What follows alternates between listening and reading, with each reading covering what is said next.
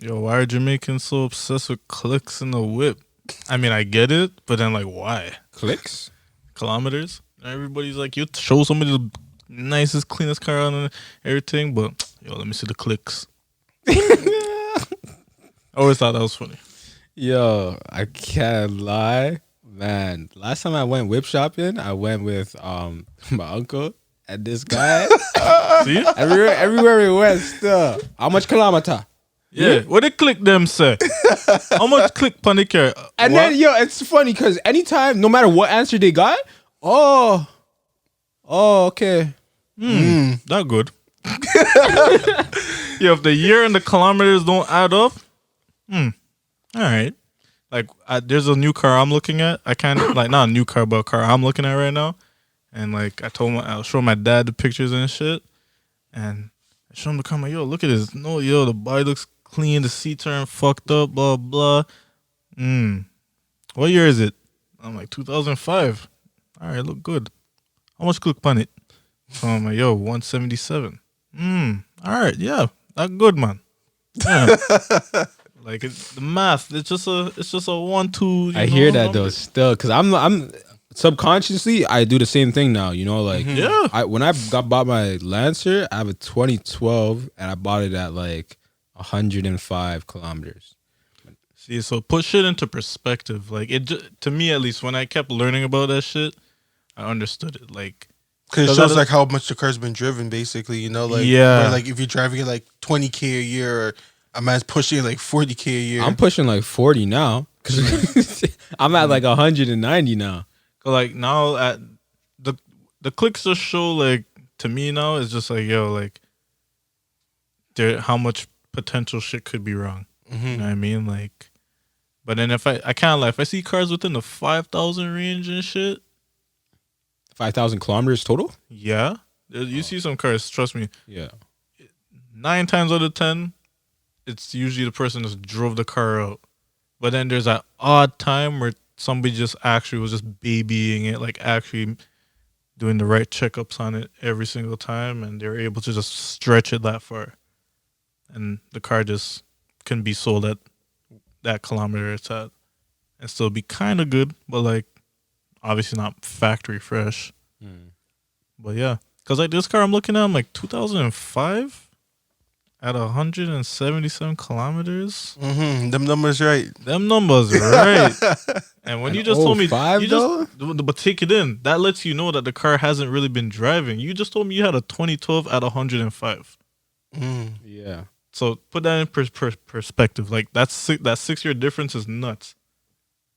Yeah. And mind you, okay, this is just to put in perspective. The car that I have now, I put at least 100K plus on it since I got it in 2019, and that's only Damn. 2 years.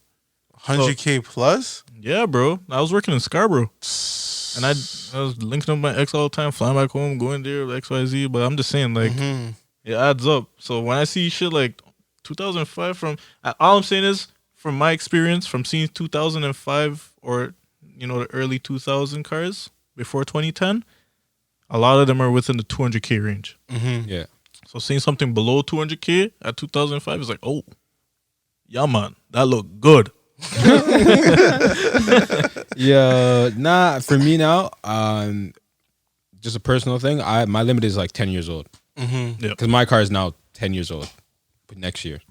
You know, okay, I will say this just as a car guy kind of perspective.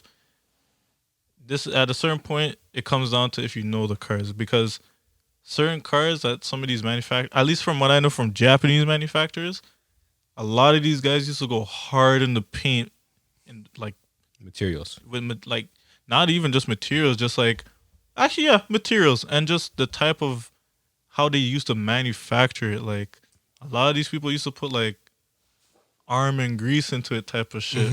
But then as time progressed and the demands are high, like they had to start cutting costs and how to do certain things and X, Y, and Z. Like just for instance, like my Supra, for instance, like that shit's hard as fucking rock. You can't, like, nowadays you can push your hand on like maybe your own car or your car, maybe even mine now.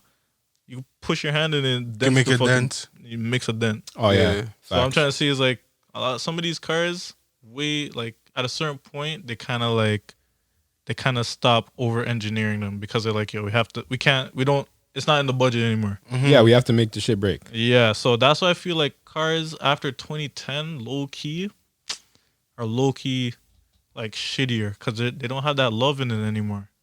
Yep.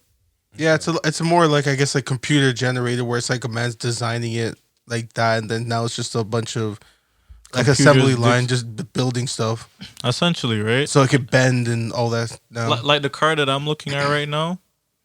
I was doing like a little review on it, but somebody was saying how like, you know, this car has like this thing called a wishbone suspension and the benefits of it, blah blah. And the reason they don't have it in the newer cars anymore is just because of cost efficiency. And like, so the quality went down a bit, but it's not as good as. So I'm just like, kind of speaks to certain things still. But yeah, that's just the final things I have to say. yeah.